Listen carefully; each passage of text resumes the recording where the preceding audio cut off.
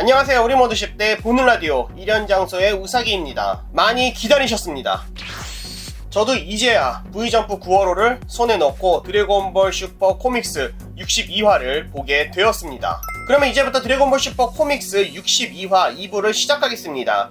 1부와 연결이 되기 때문에 혹시 1부를 못 보신 분이 계시다면 여기 위에 버튼을 누르셔서 1부를 꼭 보시고 이 영상을 봐주세요. 62화 1부에서는 모로가 베지터에게 빅뱅 어택을 날리고 끝이 났는데요. 베지터를 누가 도와주겠지 하는 생각도 했었지만 아쉽게도 베지터는 모로의 공격을 직방으로 맞고 기절 상태로 갔습니다. 확실히 이번 공격으로도 느꼈지만 모로가 누구를 죽이려고 공격하고 있지는 않아요. 모로는 손오공 베지터를 포함해서 Z전사들의 에너지를 흡수해야 하는 목적도 있기 때문에 그나마 다행이라고 해야 할지 에너지를 흡수하기 전까지는 이들을 살려두고 있습니다. 이번 화에서도 베지터의 활약을 은근히 기대했었지만 3분 베지터도 모자라 빅뱅 어택 디스까지 당하고 말았죠. 채, 별거 아니잖아. 보통 기공파잖아. 굉장한 듯한 이름인 듯 붙여놓기나 하고. 빅뱅 어택을 사용한 모로가 이렇게 말해 주었습니다. 그러니까 빅뱅 어택은 다른 기공파들과 별 차이가 없다는 뜻이겠죠. 아 지타요, 이제 어쩔 거야. 전혀 움직이지 못하는 베지터를 보고 해설자 피콜로는 베지터의 기술이 복사되어 모로 역시도 스피릿 강제 분리 기술을 사용할 수 있게 되었고, 그렇기 때문에 손오공과 베지터의 퓨전 또는 포타라의 합체는 더 이상 불가능하다는 이야기를 해줍니다. 몇몇 분들이 퓨전이나 포타라 합체를 이야기해 주셨는데요. 사실 저번 영상에서도 이야기는 했지만 모로 편에서 모로가 베지터의 기술을 복사하지 않았다고 해도 왜 모로 편에서 퓨전이나 포타라 합체를 할 수 없는지 다루어 보기도 했습니다. 그래도 희망을 가지신 분들이 계셨는데 합체는 더 이상 불가능이라고 딱 선을 그어 주었네요. 뭐야, 손오공 얼굴을 보니까 야 오공, 너도 합체하려고 생각했던 거야? 이 전투를 멀리서 지켜보고 있었던 덴데는 자신은 지구의 신이라며 무언가 해야겠다고 싸우고 있는 전사들을 회복시키러 전장에 간다고 합니다. 아니 바로 얼마 전에 선두보다 편리한 덴데라는 영상을 제가 만든 적이 있었는데요. 덴데 진짜 회복시키러 전장에 가네요. 작가님, 역시 이런 장소 보고 계신 거 아니에요? 신전에 있는 사람들을 보면요, 확실히 덴데 말고 노답이기는 하네요. 이렇게 덴데는 신전에서 무공술로 손오공이 있는 곳으로 날아가게 되고, 한편 크리링은 선두를 들고 손오공이 있는 곳으로 가게 됩니다. 크리링도 합체한 여자 3명과의 전투 때 몸에 데미지가 많았는지 그렇게 빨리 갈 수도 없어 보입니다. 크리링은 모두의 기가 줄어들고 있다며 손오공을 만났을 때 선두를 건네줄 걸 하며 혼잣말도 하고 있습니다. 크리링의 선두 그리고 덴데의 회복이 전장으로 향하고 있기 때문에 둘 중 하나라도 성공하기는 하겠죠. 한 가지 신경 쓰이는 점은 보조 배터리가 미래의 트랭크스가 손오공과 베지터를 회복시켜 주려고 했을 때 블루 정도의 힘을 가졌다면 한 명만 회복이 가능하다고 했었죠. 그럼 덴데는 어느 정도까지 회복을 시켜줄 수 있을지 궁금해지는 부분입니다. 진짜 드래곤볼 슈퍼 모로편은 우리가 예상할 수 있는 드래곤볼의 모든 요소를 다 담아둔 것 같아요. 또 한편으로는 마지막 회도 아니고 왜 이런 요소들을 다 모로편에 담고 있는 건지 궁금해지기도 하고요. 모로를 상대로 피콜로와 오반이 공격을 해보지만 모로가 너무 강해서일까요? 손오반과 피콜로의 힘 차이가 전혀 느껴지지 않을 정도로 둘 다 모로 앞에서는 맥없이 당하고만 있습니다. 피콜로는 팔을 늘려서 모로의 다리를 잡고, 또 모로는 그런 피콜로를 공격하지만 죽어도 놓지 않겠다 라며 피콜로는 강한 의지를 보여줍니다. 모로가 말합니다. 하하하, 일부러 죽이지 않고 있다는 것을 모르는 거냐? 너희들은 나의 식사니까 말이지. 피콜로는 모로의 다리를 잡고 손오반은 오천크스가 사용하던 기술처럼 보이는 에너지 링을 날려서 상반신과 오른팔의 움직임을 묶어둡니다. 그러자 피콜로는 지금이다 오공! 해방해! 손오공은 순간이동으로 모로에게 오며 가메하메하를 날리고, 모로는 그나마 움직일 수 있는 왼팔로 손오공의 가메하메하를 막아보지만 손오공이 가메하메하의 위력을 증폭시키자 모로는 막지 못하고 왼팔이 날아가 버렸습니다. 모로는 자신의 왼팔이 날아간 것을 보고 손오공에게 다가가 팔의 재생을 손오공 앞에서 하게 되자 손오공은 오른쪽 가슴이 관통되어 쓰러지고 맙니다. 와, 공격도 아니고 재생되는 그 움직임에 슈퍼사이언 블루 손오공의 가슴이 뚫린 거예요. 모로의 잘린 몸이 재생될 수 있었던 이유는 피콜로의 능력 때문이라고 합니다. 잠깐, 모로가 피콜로의 능력을 복사한 적이 있던가요? 없어요. 그래서인지 모로가 이번도 친절하게 설명을 해줍니다. 피콜로의 재생 능력이다. 말하지는 않았지만 세븐3가 복사한 능력도 나의 것이 되었다. 제한 없이 영원히 말이지. 라고 말이죠. 여기서 잠깐 정리를 해보면요. 모로가 세븐3를 흡수해서 세븐3의 복사 능력을 사용할 수 있게 되었고, 또 세븐3가 이미 복사해 두었던 자들의 능력은 시간 제한 없이 모로가 사용할 수 있게 되었다고 합니다. 여기서 궁금한 게 이거예요. 세븐3가 흡수했던 3명 중 하나가 모로가 백업한 자신의 힘이었고, 그 몸은 원래 자신의 몸이었기 때문에 시간 제한도 없어졌다고 했었죠. 그런데 이제 와서 피콜로의 능력도 시간 제한이 없다? 그러면 세븐3를 통해서 복사해 두었던 능력은 자신의 몸의 일부가 되었다는 이야기일까요?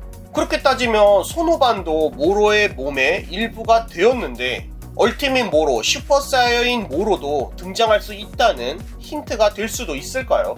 그러면 모로가 30분이라는 시간 제한을 가지고 복사한 기술은 지금 현재 베지터뿐이고 앞으로도 2명을 더 복사할 수 있다는 뜻으로 해석해도 될까요? 손오공은 모로에게 가슴을 관통당한 후 맥없이 쓰러집니다.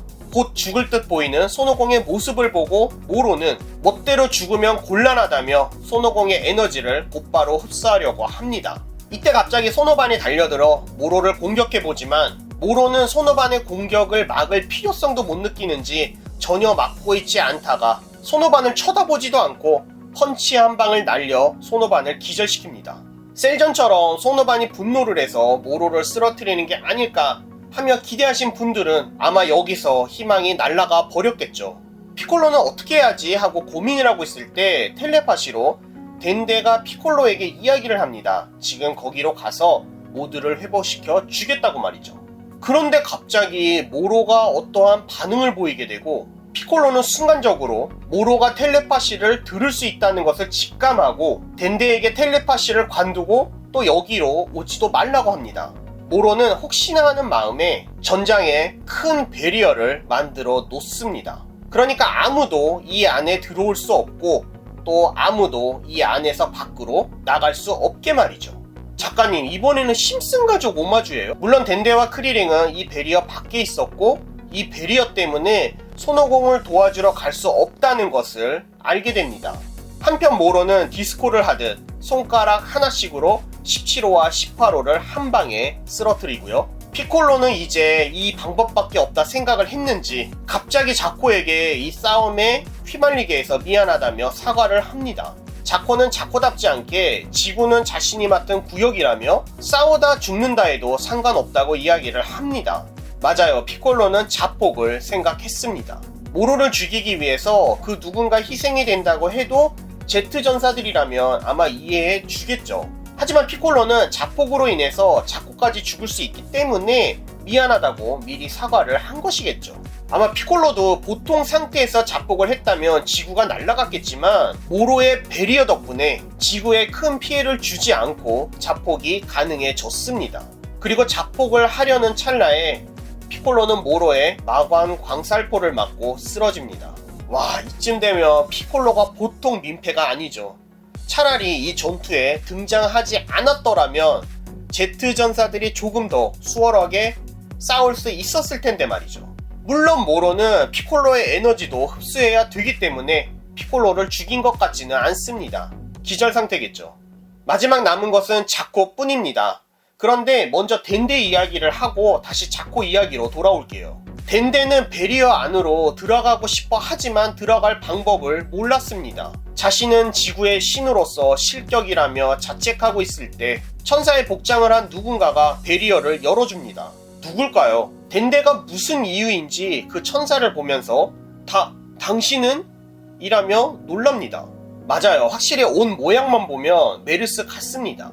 덴데는 메르스가 천사 복장을 하고 있기 때문에 놀래는 건지 아니면 메르스 옆에 새로운 누군가 있거나 우이스나 비루스가 있기 때문에 놀라는 건지 정확하게 알 수는 없습니다. 다시 자코 이야기로 돌아올게요. 모로는 자코와 같이 작은 에너지에는 관심이 없다고 합니다. 한마디로 살려둘 필요가 없다는 것이겠죠. 자코는 의미가 없을지는 모르지만 자신이 가지고 있는 총을 모로에게 쏩니다. 그런데 여기 보이시나요? 분명 자코는 모로에게 한 발을 쐈는데 모로 앞에 있는 것은 두 발이에요. 엄청난 폭발에 자코는 자신이 도대체 무엇을 쏜 건가 놀래하고 있는 이 상황에 모로가 말합니다. 탄환에 자신의 에너지를 담았군. 뭐야, 타이의 대모험의 마음이야? 에너지 탄환을 쓴 주인공은 다름 아닌 메르스였습니다. 모로도 메르스의 정체를 전혀 몰랐는지 은하 페트롤이 아니었냐며 묻습니다. 메르스는 입가에 미소를 띄우고 드래곤볼 슈퍼 코믹스 62화는 끝이 납니다. 이번 화는 정말 이야기할 내용이 가득합니다. 하지만 영상 길이에 문제도 있기 때문에 간추려서 세 가지만 여러분과 이야기해볼게요. 우선 첫 번째로는 베지터의 스피릿 강제 분리 기술에 대해서 이야기를 해보겠습니다. 베지터가 아무런 의미 없이 야드레트 성에서 배워온 기술은 아니겠죠. 지금 흐름을 보면 모로를 위해서 배워온 기술 같잖아요. 그런데 생각해보세요. 드래곤볼이라는 세계관에 등장할 것이라고 상상도 하지 못했던 분리 기술이라는 것이 등장했습니다. 과거의 악행을 후회하고 있었던 베지터가 나메크 성에서 모로를 쓰러뜨리기 위해 융합했던 나메크 성인들을 베지터 자신의 힘으로 다시 분리시킬 수 있게 되었고요. 그뿐일까요? 모로가 언제든 베지터의 공격을 맞게 되면 세븐3를 통해서 흡수한 힘을 다시 분리시킬 수 있겠죠. 확실히 이번 모로편에서 베지터의 심적인 고통을 조금 덜어주려는 그런 작가의 의도도 보여지고요. 아직까지는 베지터가 모로편의 열쇠를 쥐고 있다고 봐도 될 것 같습니다. 베지터가 부와 대계양신을 분리시키지 않을까 하는 댓글도 봤는데요. 드래곤볼 마지막 권의 부의 모습을 보면 아마 분리시키지는 않는 것 같죠. 드래곤볼에서 심심하면 등장했던 합체도 베지터 앞에서는 무용지물이 되어버렸고요. 케프라, 지몬미 이번 편에서 확실히 베지터의 아쉬운 모습이 너무 많이 등장하기는 했지만 베지터의 존재감은 이제 손오공 그늘에서 벗어나서 베지터로서 전보다 커질 것이라 생각이 들었습니다. 두 번째 이야기는 메르스입니다. 메르스는 천사이고 천사는 중립을 지켜야 하기 때문에 누군가를 공격할 수가 없어요. 누구를 공격하면 천사는 소멸되고 마니까요. 메르스가 손오공을 수행시켜주고 은하 페트롤 놀이도 하고 그래서 더 이상 봐줄 수 없다 생각해 대신간과 우이스가 이야기를 하고 결국에는 우이스가 메르스를 데리고 있기로 하죠. 그렇다면 메르스가 지구에 있다는 뜻은 우이스도 함께 지구에 왔다고 생각할 수 있지 않을까요? 그뿐인가요? 메르스가 모로를 보고 웃었어요. 웃음을 보니까 메르스가 지구에 죽으러 온 것이 아니구나 하는 느낌이 들더라고요. 제가 지난 영상에서는 메르스가 지구에 와서 죽게 되고 그 메르스의 죽음으로 인해서 손오공이 분노하고 무의식의 극이 완성형이 되지 않을까 하는 이야기도 했었는데요. 그런 분위기는 아닌 것처럼 이야기가 흘러가고 있습니다. 아니 우이스 좀 봐요. 부활의 F 때 시간 돌리고 손오공과 베지터를 수행시켜주고 브로리전 때는 브로리를 데리고 놀며 손오공과 베지터에게 시간을 벌어주기도 했었죠. 아마 딱 여기까지가 천사가 할 수 있는 선이라는 것이겠죠.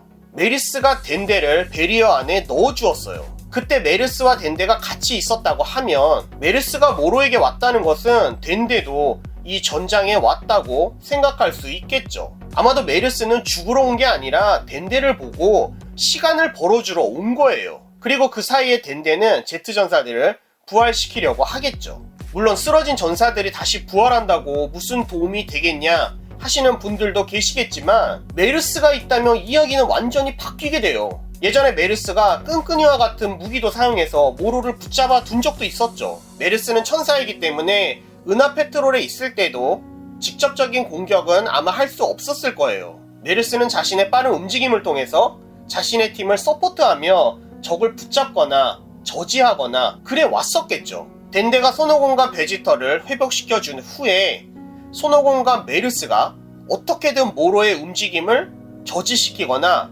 멈추게 되면 그때 베지터가 모로에게 스피릿 강제 분리 기술을 사용할 수 있겠죠. 그럼 이어서 세 번째 이야기, 모로의 약점에 대해서 이야기를 해보겠습니다. 모로는 기에 관해서 정말 잘 알고 있는 것처럼 보였죠. 쉽게 말하면 야드레트 성에서 자신의 부하가 죽었을 때도 모로는 눈치챌 수 있었고, 손오공이 모로의 길을 찾고 있을 때도 모로는 알아챌 수 있을 정도로 상당히 기의 움직임에 대해서 민감한 듯 보였습니다. 그런데 메르스의 정체에 대해서는 모로가 전혀 알지 못했다? 이제 와서야 모로는 메르스가 보통 은하 페트롤이 아니구나 하고 눈치를 챈 거예요. 세븐3와 합체 후 그 누구의 공격도 웬만하면 막지 않았던 모로가 메르스 총에는 순간적으로 위험하다 느꼈는지 자신의 얼굴과 몸을 막을 정도였으니까 말이죠. 방금 전에도 이야기했지만 모로의 약점 중 하나는 베지터의 스피릿 강제 분리 기술이 될 것이고요. 그리고 또 하나, 모로는 신의 기에 대해서 아직 잘 모르고 있는 듯 보입니다. 이번 영상에서 가장 중요한 이야기는 지금부터입니다. 잘 들어주세요. 모로는 손오공의 무의식의 극이 징조의 모습을 보고 상당한 흥미를 가졌었죠. 한마디로 어느 정도이지만 무의식의 극기를 사용할 수 있는 파괴신도, 무의식의 극기를 완벽하게 사용할 수 있는 천사도 모로는 만나본 적이 없다고 생각할 수 있을 것 같습니다. 모로는 손오공이 신의 힘을 가지고 있다는 것에 눈치를 챘었고, 그런 손오공의 힘을 잘 몰랐기 때문에 손오공의 약점을 찾아야 할 필요가 있었고, 또 손오공의 약점을 찾은 후에는 시간을 끌어서 손오공이 빨리 신의 기에서 해방되기를 원했었죠. 세븐3와 하나가 된 모로는 기회가 있었음에도 불구하고 손오공의 기술을 복사하지 않고 베지터의 기술을 복사했단 말이죠. 마지막으로 모로는 메르스의 정체를 지금껏 알지 못했습니다. 이쯤 되면 모로가 일부러 신의 길을 거부하고 있는 게 아닐까 하는 생각까지 들었습니다. 한마디로 말하면 모로가 메르스의 기술을 복사한다고 해도 무용지물이 될 가능성이 상당히 높다는 뜻이죠. 반대로 메르스는 빠른 움직임을 사용해 모로의 공격을 피하거나 저지할 수는 있지만 직접적인 공격을 모로에게 가할 수가 없어요. 실제로 종교에서 자주 볼 수 있는 천사와 악마같이 말이죠. 결국 아직도 모로를 공격할 수 있는 자는 신의 힘을 가진, 그러니까 무의식의 극기를 사용할 수 있는 손오공과 스피릿 강제 분리 기술을 사용할 수 있는 베지터밖에 없다는 뜻으로 해석할 수 있겠죠. 또 모르죠. 모로가 천사의 힘을 복사하는 순간 모로 몸속에서 다른 식으로 반응이 와서 모로의 기술들이 약하게 되어버린다든지, 세븐3를 통해 흡수한 능력들도 시간 제한이 붙는다든지 말이죠. 물론 좀 더 지켜봐야 하겠지만 메르스의 등장은 아무래도 이렇게 두 전개로 갈리는 게 아닐까 싶기는 합니다.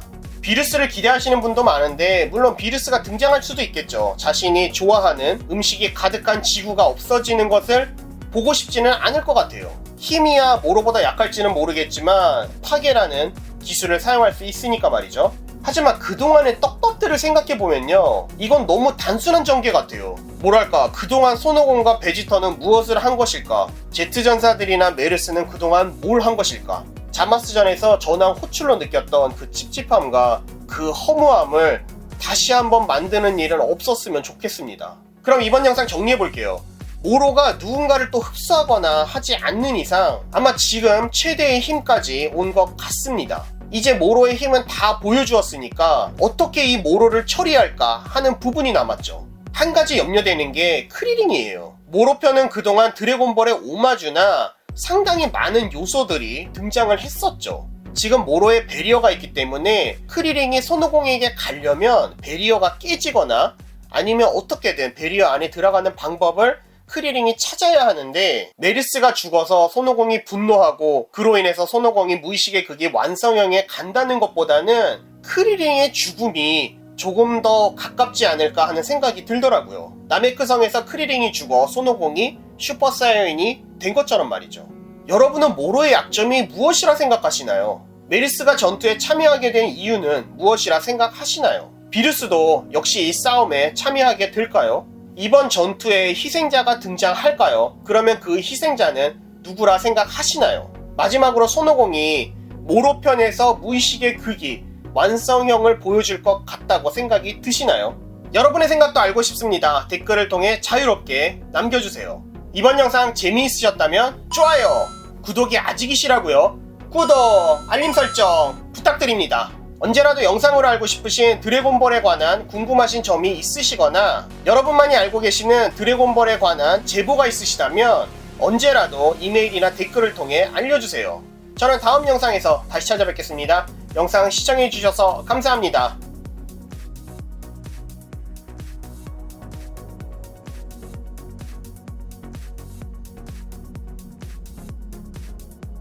죽어도 놓지 않겠다. 죽어도 놓지 않겠다. 죽어도 놓지 않겠다. 죽어도 놓지 않겠다. 죽어도 놓지 않겠다. 라며 피콜로는 강한 의지를 보여줍니다.